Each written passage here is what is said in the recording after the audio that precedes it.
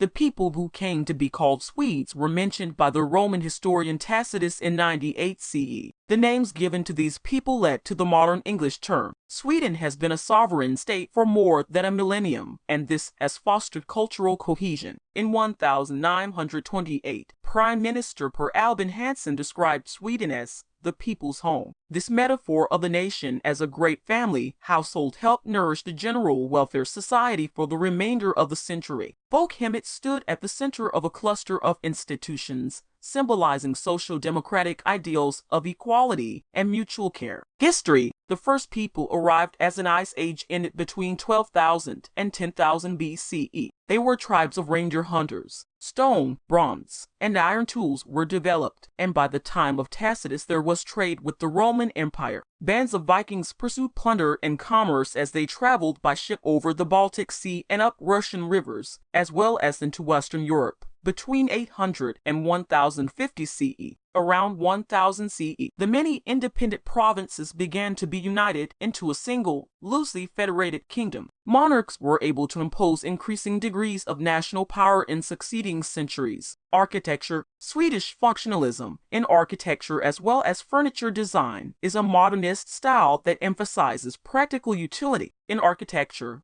functionalism has often involved standardization as a way to lower costs and ensure high levels of hygiene and safety. The displacement of historic city centers by glass and steel commercial buildings has provoked a backlash against functionalism in the last 30 years. Food: there is a wide array of culinary choices, including pizza, kebabs, falafel, hamburgers, and Chinese cuisine. Nonetheless, it is customary to identify certain items as particularly Swedish because of their association with the agricultural or early industrial past. Breakfast typically includes bread with butter or cheese, muesli or cornflakes with milk product, and coffee. Relatively light hot or cold lunches at midday customarily are followed by early evening suppers. Common components of these two meals include bread, pasta, potatoes, carrots, cabbage, peas, herring, salmon, and meat. Immigration has enriched the range of restaurants, and restaurant patronage is rising. Social stratification: the distribution of income is among the most equal in the industrialized world, although inequality rose rapidly in the 1990s. Typically white-collar jobs in the office and service sectors have displaced much employment in traditionally working-class sectors such as factories and mines.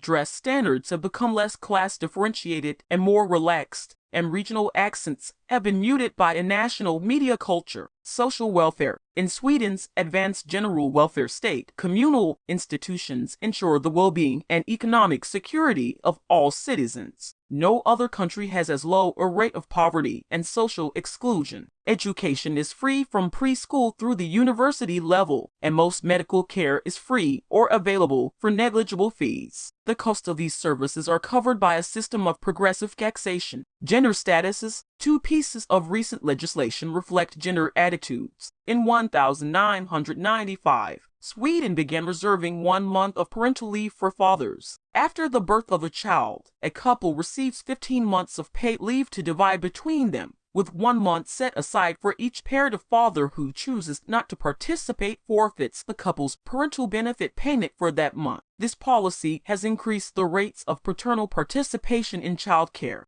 Socialization: most young children spend some of their time in professional childcare settings. These institutions are publicly funded and are available to all children. Parents may choose between daycare centers, part-time children's groups, drop-in preschool activity centers, and child minders in private homes. Most of these services are municipally organized, but some take the form of nonprofit foundations, private companies, and parent cooperatives. Religion: the Church of Sweden emerged as a national church during the Protestant Reformation. For centuries, this evangelical Lutheran institution had state support and cultural hegemony, although it faced competition from nonconformist churches born of 19th century revival movements. In the year 2000, state and church divorced amicably, leaving the church with increased autonomy. Church attendance is low except on special occasions. Less than 5% of the members regularly attend Sunday services in the Church of Sweden. Holiday observances are more popular. 3 of 4 infants are baptized, of whom half are later confirmed. 3 of 5 marriages are performed by the Church of Sweden. Healthcare: Sweden's health and safety-conscious society invests heavily in preventive public health measures. Educational campaigns promote healthy lifestyles. Individuals can choose their own physicians, and medical visits are free or subject to a nominal charge. As a result of this egalitarian system, social class differences in health are small. Nonetheless, these differences have grown in the past decade because of rising income inequality and cutbacks in public budgets. Celebrations. New Year's Day 1 January is welcomed at midnight by ships' horns and civil defense sirens. Public bonfires illuminate Walpurgis Night. 30 April, a celebration popular among university students. On 1 May, trade unionists, social democrats, and their allies marched through the cities to express solidarity and protest injustices. The National Day is observed on 6 June. Artists are not completely dependent on commercial sales and wealthy patrons. Public funding encourages their work, and the security provided by the General Welfare Society frees them to take aesthetic risks without fear of destitution. One result is an artistic community known for avant-garde innovation.